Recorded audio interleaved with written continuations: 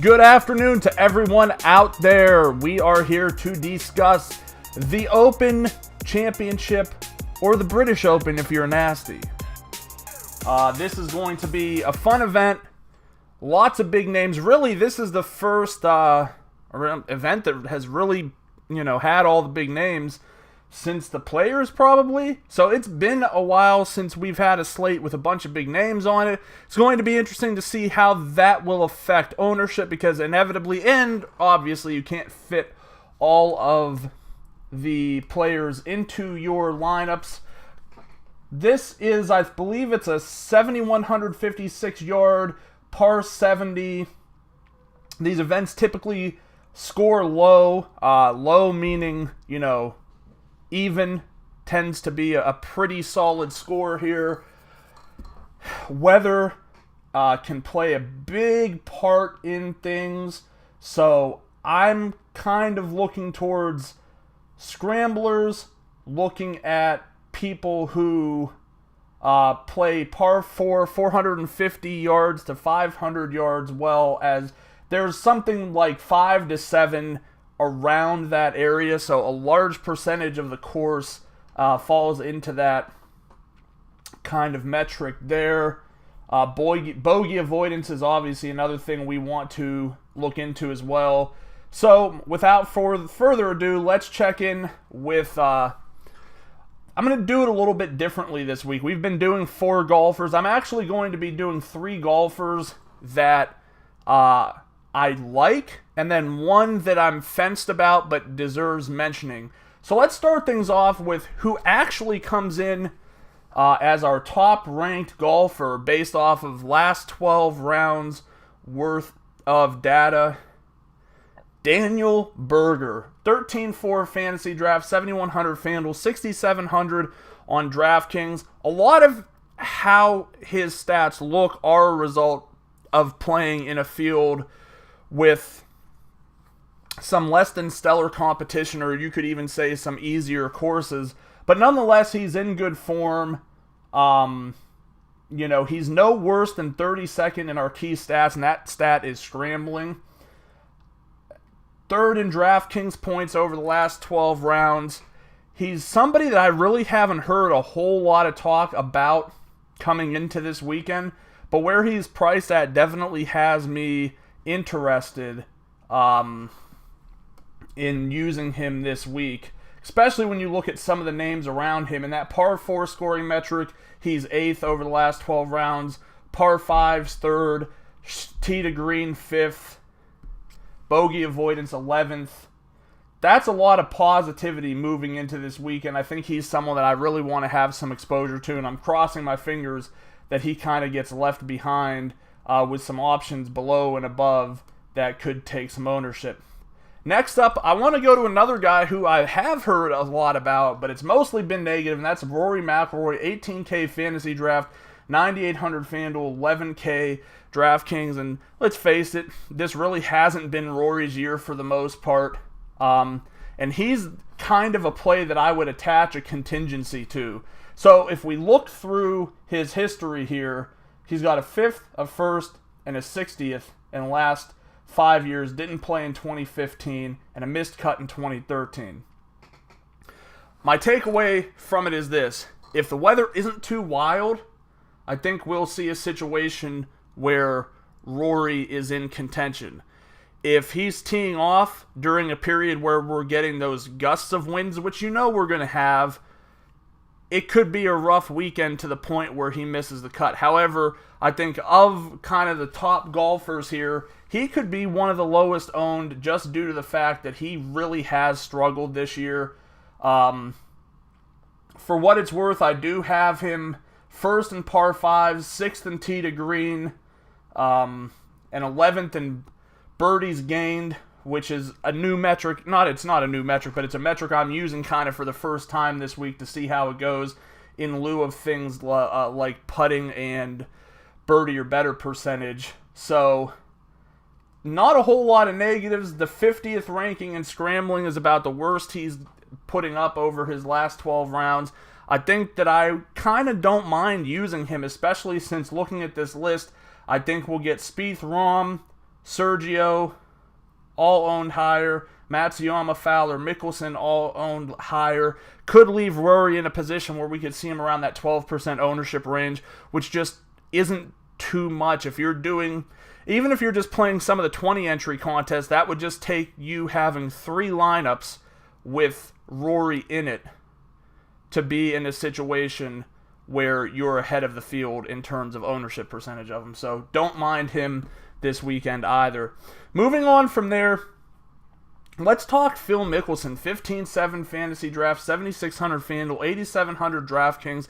So the price is definitely a little bit lower. He's getting up there in age, but if you look at the winners at this tournament over the past several years, they have been older golfers. By no means am I insinuating that a younger guy can't win this tournament. I'm just saying that the trend has been kind of rolling a little bit older.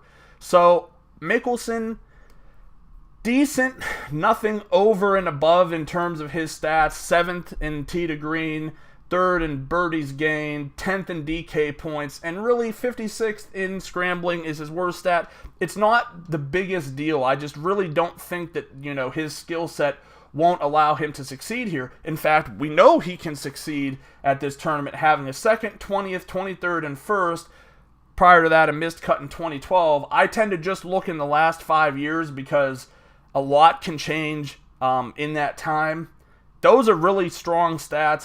Would not be surprised to see him finish with another top 10. And he's not priced at $12K to the point where you absolutely need him to basically win the tournament to be worth putting in your roster. He can finish in that top 10 here as like the 12th highest priced golfer. I think you're still doing okay. Gives you that flexibility to add maybe 1 more or 2 more big names in around him.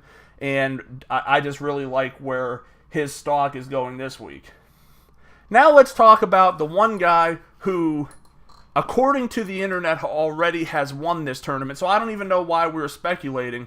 And that's Tommy Fleetwood. Don't really have the numbers on him outside of DraftKings, where he's 9,800. Last 3 trips to this open event, he's gone missed cut, missed cut, missed cut. However, this is supposed to be his home course. So some feel like that's an advantage. Vegas apparently concurs with this, as he's currently the 9th most favored golfer to win. Absolutely ridiculous odds, ahead of guys like Phil Mickelson, Adam Scott, people in that range. The stats don't look horrible. I mean, he's got a 13th in tee to green. Everything else floats between 28th and 56th, which isn't bad, but it isn't great either. I really just do feel, and I'm not going to sit here and pretend like I'm some kind of a golf expert. All right, hands on the table. I've had all of my success from using statistics, running models to confirm what I believe the statistics are telling me. I have not taken down a millionaire maker. I have not taken down a large tournament. I've taken down a couple of small tournaments, and that's usually the same week with the same lineup. But I'm just not seeing the buzz for Fleetwood. I could be way off on this. To me, he screams like a guy who is going to be over-owned, who profiles decently for this course, but maybe not any better than most of the other guys in his range. Has had no success over the last 5 years at this event. And we have been burned again and again and again and again. It feels like since the Masters, every week, the chalk for sure option. I'm looking Matt Kuchar, Brendan Steele, guys like that who were 40+% owned in tournaments because the price dictated it and the opportunity was there. They have been soul crushing. And I see no reason this week that Tommy Fleetwood won't be soul-crushing to everyone who's expecting the fact that this is his home course and he's going to perform better at it. Personally, I'm staying away. I just don't think...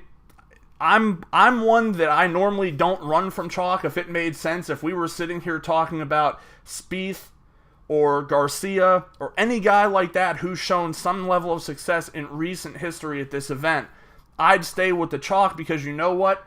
there's plenty of options elsewhere to differentiate your lineups. But when you're talking about a situation where the chalk is a guy that has middling statistics for a course like this and horrible track record at this event, maybe not at this course, but at this event, that's too many red flags for me. I'm out.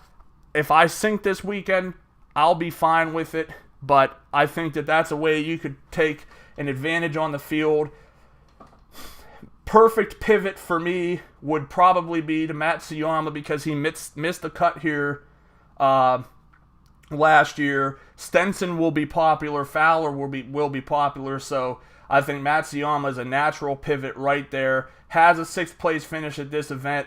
6th, 39th, 18th missed cut. That's not bad. I'll take the 6th. I'll live with the 18th. But I think that's the route I would like to go. So do what you will with Tommy Fleetwood. I understand he's going to be very popular. I could be the only one sitting here saying not to do it, and I'm willing to take it all on myself if I'm wrong. But I just feel like we've been burned far too many times with these perfect situation guys just going out there, putting up +3s each round, and not being there on Saturday, let alone when the event's winding down. All right, so once again, 3 guys I like: Daniel Berger, Rory McIlroy, Phil Mickelson. Watch out for Tommy Fleetwood. Do not let me influence your decision. All I'm saying is put a little extra thought into it, dig a little deeper. Perhaps you'll see something that supports what I said. Perhaps you'll see something that reinforces your stance on taking him. At any rate, good luck to everybody this weekend. We'll be back again next week. Hopefully, we'll be rolling out some kind of premium product soon for the PGA. I've been very happy with my results. We just rolled out a package for the CFL last week. It worked out very well for me. Another top 30 finish, and that was with a quarterback who was in for one play of the game, threw an interception, and got injured and left. So until then, check us out at researchfantasy.com. Don't sleep on that CFL package. It's fun, exciting football, and there's money to be won. Subscribe to us on YouTube. Head over to Facebook. Find us, Research Fantasy. Like us there. Follow us on Twitter and drop us a line at Research and Win. And join us again next week.